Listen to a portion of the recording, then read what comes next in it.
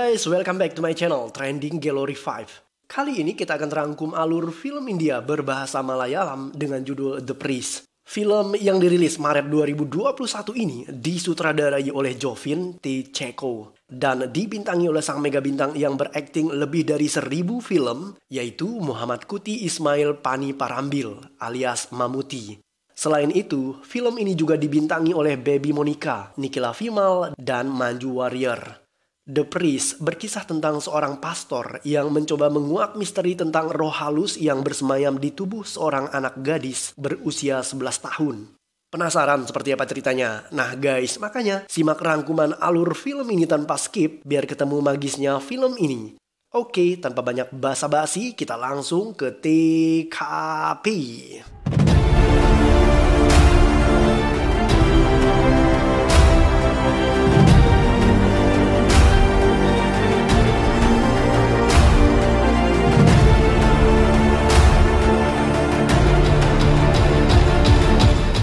Film ini diawali dengan adegan yang memperlihatkan kehidupan anak-anak di sebuah panti asuhan.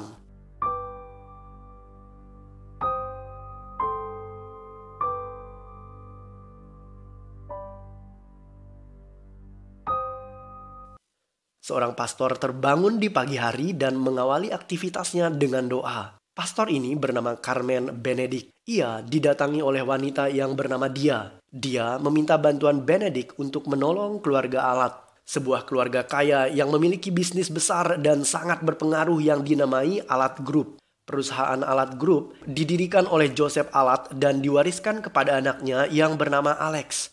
Alex menikahi Lisi dan mereka dikaruniai anak tunggal. Namun, anak perempuannya tewas dalam sebuah kecelakaan ketika ia menginjak bangku kuliah. Setahun setelah kematian putrinya, Alex bunuh diri. 2 tahun setelahnya, istri Alex juga bunuh diri. Adik laki-laki Alex yang bernama Josie menjadi pewaris perusahaan Alat Group. Setelahnya, Josie juga bunuh diri. Satu-satunya anggota keluarga Alat yang tersisa adalah Elizabeth.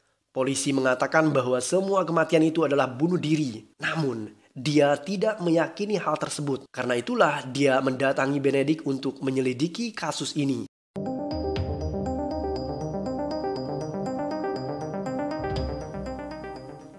Benedict meminta bantuan teman lamanya yaitu seorang polisi yang bernama Sekar. Mereka berdua menginvestigasi kasus bunuh diri yang mencurigakan ini. Sebelum Benedict melakukan interogasi terhadap Elizabeth, wanita ini ditemukan tewas bunuh diri di kamarnya dengan menyayat pergelangan tangannya sendiri.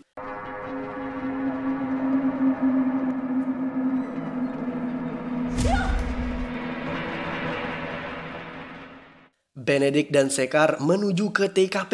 Rumah itu memiliki kamera CCTV namun sudah tidak berfungsi. Menurut keterangan pembantu yang menemukan mayat korban, saat Elizabeth tewas, di sampingnya terdapat seorang anak perempuan yang bernama Amea. Amea adalah anak yatim piatu yang lari dari panti asuhan di kota Chennai. Ia kemudian ditemukan dan dibawa pulang Elizabeth ke rumahnya. Itu sebabnya Amea ada di rumah itu saat kejadian pembunuhan. Amea akhirnya dibawa pulang kembali ke panti asuhan di mana ia tinggal.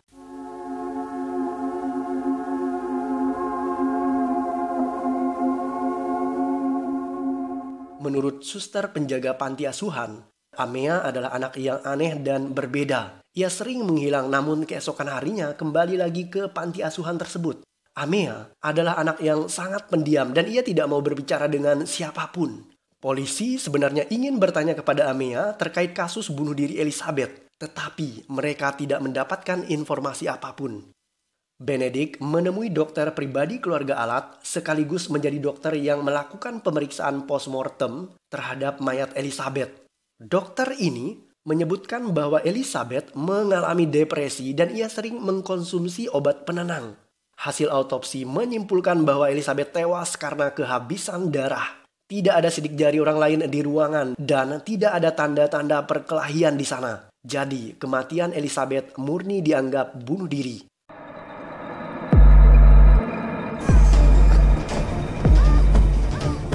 Amea diserang oleh seseorang di panti asuhan ketika ia sedang tertidur. Ia hampir saja tewas. Beruntung ia masih bisa selamat dan dibawa ke rumah sakit. Saat ditanyai oleh Benedict, Amea mengatakan bahwa ia tidak mengetahui siapa yang menyerangnya. Ia bahkan merespon Benedict dengan sikap yang kasar, seakan ia tidak mau ditanyai perihal terkait kematian Elizabeth dan penyerangan terhadap dirinya.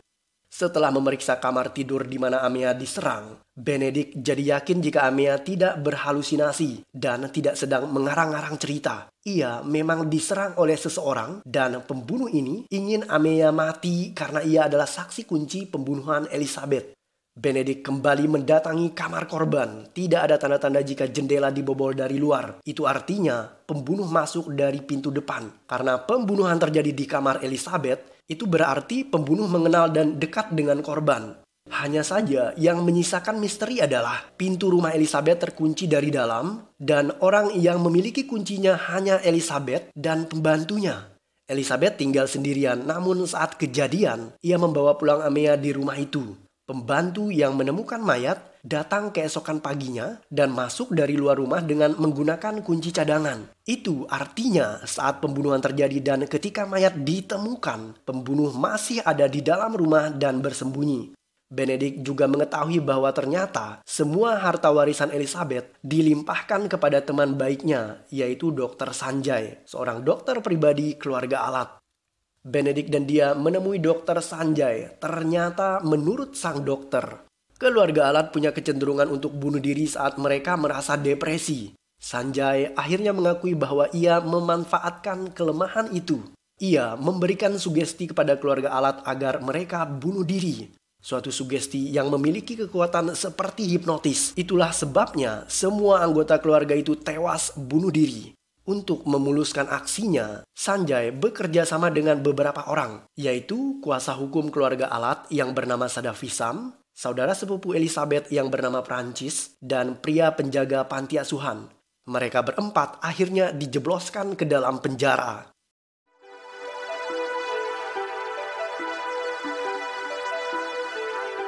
Ada seorang guru baru yang bernama Jesse. Ia ditugaskan untuk mengganti guru yang cuti selama 2 bulan. Guru baru ini disenangi oleh Amea karena ia baik hati dan tidak suka marah-marah seperti guru lainnya. Amea punya hobi melukis. Ia melukis wajah pelaku pembunuhan, tetapi lukisan itu dicuri oleh pria penjaga panti asuhan dan pria inilah yang mencoba membunuh Amea atas perintah dari Sanjay. Saat di sekolah, Amea mengoyak buku gurunya karena di buku tersebut terdapat gambar badut yang sangat seram. Akibat ulahnya itu, Amea dimarahi gurunya dan kepala sekolah. Ibu guru Jesse dan suster penjaga panti asuhan membela Amea. Menurut mereka, Amea kurang kasih sayang. Itu sebabnya ia berlaku aneh dan tidak sopan. Guru Jesse bahkan bersedia membimbing Amea asalkan anak itu diberi kesempatan dan tidak dikeluarkan dari sekolah.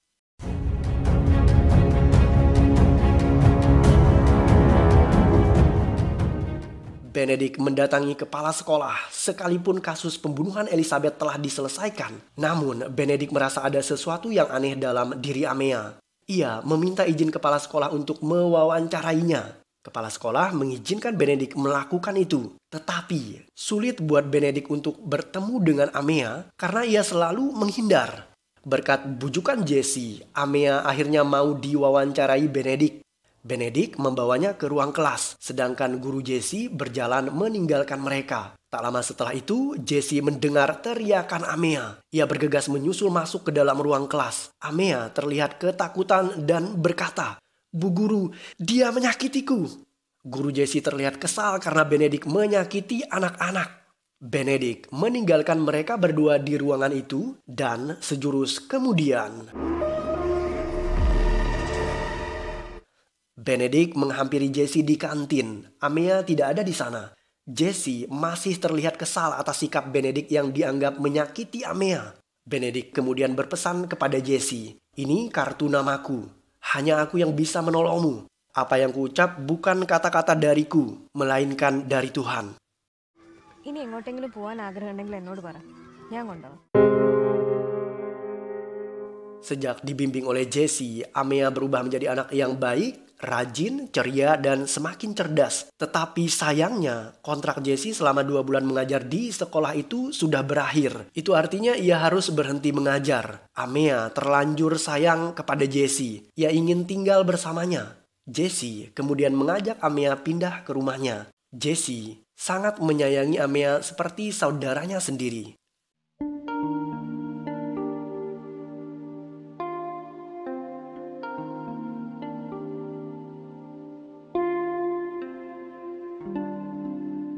Jesse menemui pacarnya yang bernama Sidat.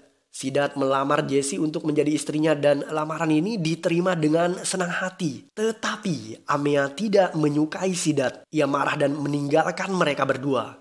Jesse pulang ke rumah menyusul Amea. Jesse menceritakan pada Amea bahwa ia sudah mengenal Sidat sejak ia masih kecil. Sidat sangat baik kepadanya. Mereka akan segera menikah. Mendengarkan hal itu, Amea menggenggam gelas yang ada di meja makan hingga pecah.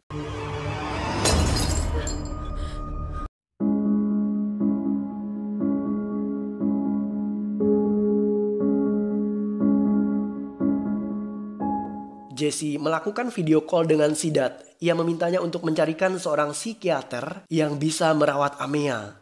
Sidat justru menyesalkan sikap Jesse yang terlalu baik pada Amea karena anak itu memiliki sifat yang aneh.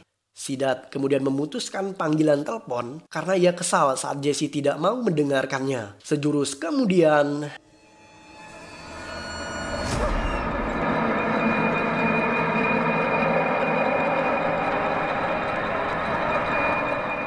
Jesse merasa ada yang aneh dengan tatapan mata Amea. Ia kemudian teringat akan Pastor Benedict. Jesse mencari info tentang Benedict di internet. Ternyata Benedict adalah seorang parapsikologis, yaitu seseorang yang ahli dalam mengusir roh jahat. Ia bisa berkomunikasi dengan arwah. Dan ternyata gadis yang bernama Dia yang mendatangi Benedict di awal film, dia adalah arwah dari anak perempuan Alex Alat yang tewas dalam kecelakaan.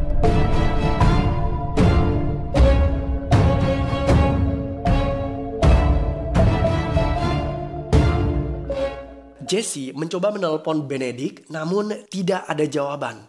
Ia kemudian menghubungi Sidat. Jesse benar-benar ketakutan. Ia takut dengan sikap aneh Amea. Saat Jesse menelpon Sidat, Amea merampas telepon dan membuangnya. Mendadak seseorang mengetuk pintu. Jesse mencoba membukanya, tetapi ia didorong oleh Amea hingga jatuh pingsan. Amea membuka pintu. Yang datang ternyata Pastor Benedict. Amea berbohong pada Benedict dengan mengatakan bahwa itu adalah rumahnya dan Jesse tidak ada di sana. Benedict merasa ada yang aneh dengan sikap Amea. Ia berpura-pura pulang, kemudian masuk melalui jendela rumah itu.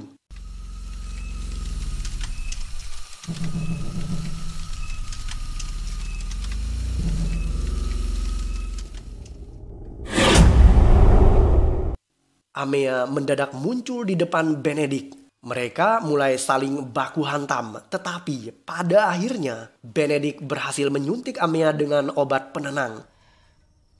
അമ്മയ്ക്ക് ശരിക്കും എന്താ പ്രശ്നം? Jesse tersadar dari pingsannya. Ia penasaran dengan apa yang terjadi pada Amea. Benedict kemudian menjelaskan bahwa ia bisa merasakan kehadiran hantu di dalam diri Amea. Tubuh Amea dikendalikan oleh arwah yang memiliki energi yang sangat kuat. Itu sebabnya Amea tidak tewas saat seseorang mencoba membunuhnya di panti asuhan. Roh jahat itulah yang melindunginya.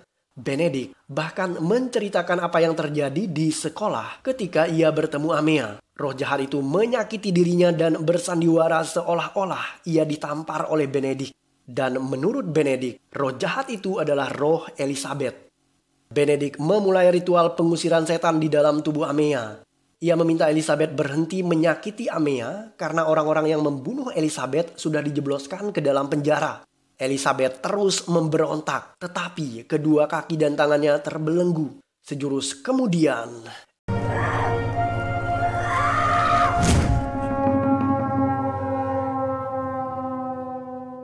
Elizabeth berhasil melepaskan diri dari ikatan dan ia mulai menyerang Benedict. Tetapi pada akhirnya ia kembali tertangkap dan diikat di ranjang. Benedict memaksa roh itu keluar namun ia enggan.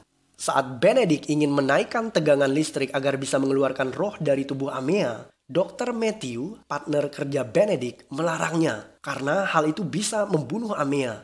Benedict dan Dr. Matthew sadar jika roh di dalam tubuh Amea bukanlah roh Elizabeth, karena tidak mungkin roh Elizabeth sekuat itu. Kemungkinan ada roh jahat lain yang bersemayam di sana, sejenis roh dengan energi yang sangat kuat. Mereka bisa melumpuhkan roh itu dengan cara mencari tahu siapa roh itu sesungguhnya dan apa kelemahannya. Accident ആയിരുന്നു 2008. Benedict mengantar Jesse ke kuburan keluarganya. Menurut Jesse, kuburan itu adalah kuburan kakak dan ibunya. Dari kuburan itulah Benedict jadi tahu nama dan tanggal kematian kakak Jesse yang bernama Susan. Benedict mendatangi rumah sakit di mana Amea dilahirkan. Di sana ia menemukan satu hal yang aneh, yaitu ketika Amea lahir, di saat yang bersamaan, kakak Jesse yang bernama Susan tewas karena kecelakaan. Insiden itu terjadi di rumah sakit yang sama. Benedict jadi sadar jika roh jahat yang merasuki Amea adalah roh Susan. Benedict memberitahu Jesse tentang roh Susan yang bersemayam di dalam tubuh Amea. Jesse kemudian menceritakan apa yang terjadi kepadanya di masa lalu. Ia kehilangan kedua orang tuanya ketika masih remaja. Kakak Jesse yang bernama Susan yang memelihara dan menjaga dirinya. Susan sangat protektif. Ia tidak suka Jesse bergaul dengan teman-temannya secara bebas dan hura-hura. Jesse memberitahu Benedict bahwa pertama kali sifat Amea berubah menjadi jahat kepadanya adalah saat ia menonton TV di mana program TV tersebut menayangkan sosok badut. Amea memang tidak menyukai badut. Ia bahkan pernah mengoyak buku guru yang ada gambar badutnya. Benedict akhirnya menyadari jika roh Susan adalah penderita kolrofobia, sejenis fobia di mana seseorang takut akan badut. Karena itulah saat sesi pengusiran setan, Benedict menggunakan hologram dengan sosok badut untuk mengusir roh Susan yang ada di dalam diri Amea. Susan terlihat sangat menderita saat disuguhkan hologram badut kepadanya, tetapi ia tetap tidak mau keluar dari tubuh Amea. Tak lama setelahnya, Sidat datang ke tempat itu. Sidat tidak percaya hantu dan dia tidak mau Benedict menyakiti Amea dengan ritual yang dianggapnya tidak berfaedah. Sejurus kemudian,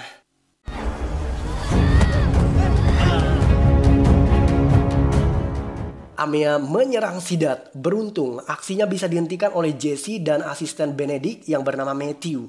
Setelah itu, Sidat menyadari jika Amea memang dirasuki oleh roh. Sidat kemudian menceritakan kepada Benedict bagaimana hubungannya dengan kakak Jesse yang bernama Susan. Susan dulunya adalah seorang guru. Dia tidak menyukai guru olahraga yang bernama Sudarsan. Ia bahkan tidak senang dengan siswa yang dekat dengan Sudarsan, termasuk Sidat. Karena itulah Susan melarang Jesse bergaul dengan Sidat.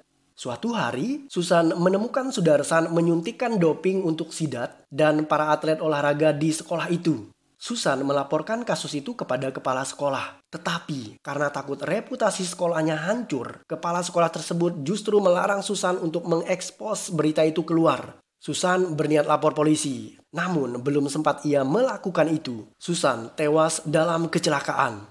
Setelah menceritakan hal itu, Sidat buru-buru pulang. Benedict curiga kemungkinan insiden doping itu yang memicu dibalik kematian Susan. Benedict kemudian mencoba menyelidiki para atlet pemakai doping tersebut. Mereka adalah Manu, Anan, dan Sidat. Benedict dan Jesse mendatangi rumah Manu. Pemuda itu ternyata tewas dalam sebuah kecelakaan mobil. Benedict kemudian mencoba berkomunikasi dengan arwah Manu. Setelah itu, Benedict bergegas ke rumah Anan untuk mengambil foto saat Anan berulang tahun. Benedict mengetahui letak foto itu setelah ia berkomunikasi dengan roh Manu.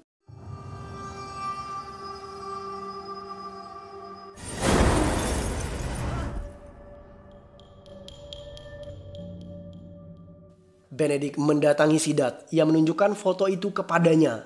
Di foto tersebut, Sidat dan teman-temannya menggunakan riasan menyerupai badut. Benedict memaksa Sidat untuk menceritakan apa yang terjadi sebenarnya. Pada akhirnya Sidat mengakui. Menurutnya, malam itu Jesse meminta izin agar ia bisa ikut pesta ulang tahun teman sekelasnya. Namun Susan tidak mengizinkannya. Jesse kemudian secara diam-diam menghadiri pesta itu. Ia pergi bersama Sidat. Kakaknya Susan mengetahui jika Jesse tidak ada di kamarnya. Ia marah.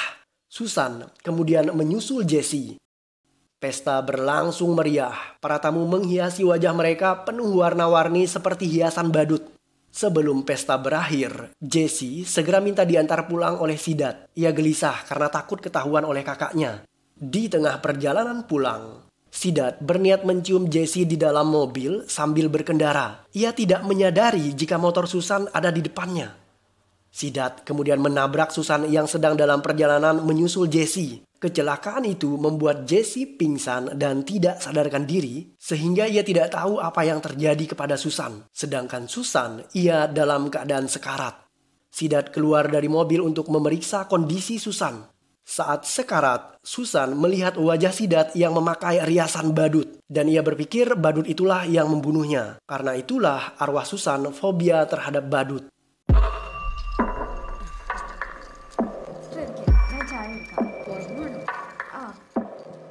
Suster kepala mengunjungi kediaman Jesse. Ia ingin melihat kondisi Amea. Suster itu justru menemukan Amea terkurung di sebuah ruangan. Suster kemudian melepaskan Amea. Gadis kecil itu bergegas lari ke dalam hutan. Benedict dan Jesse berusaha mencari Amea, namun mereka tidak berhasil menemukannya.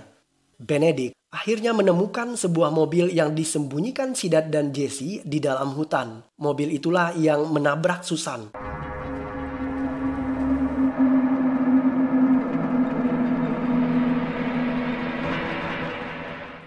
Amea yang dirasuki oleh Susan mendatangi kediaman Sidat. Ia ingin menghabisi pria itu. Ketika Amea bersiap membunuh Sidat, sejurus kemudian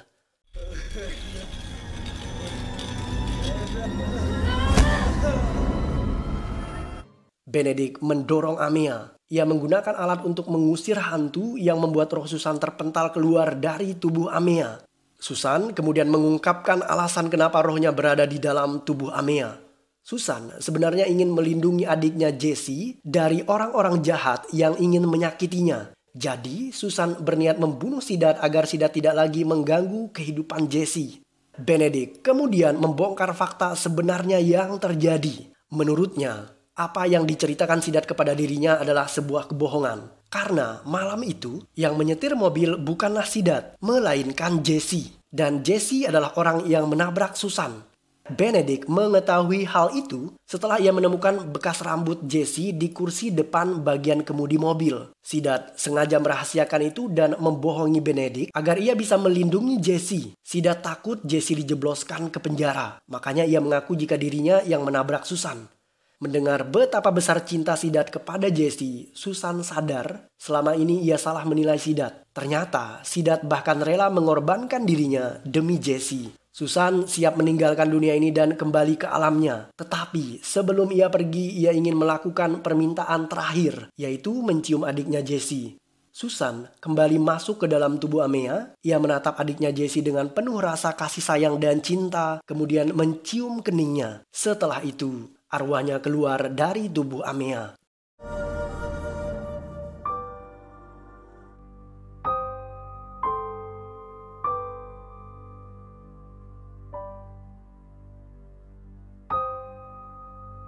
Film ditutup dengan adegan di mana Benedict menguak sebuah fakta mengerikan. Ternyata saat sekarat dan dibawa ke rumah sakit, nyawa Susan sebenarnya masih bisa diselamatkan. Namun Sudarsan meminta temannya yang bekerja sebagai dokter di rumah sakit itu agar membunuh Susan. Susan kemudian balas dendam kepada mereka dengan membunuh kedua orang ini. Dan film pun berakhir.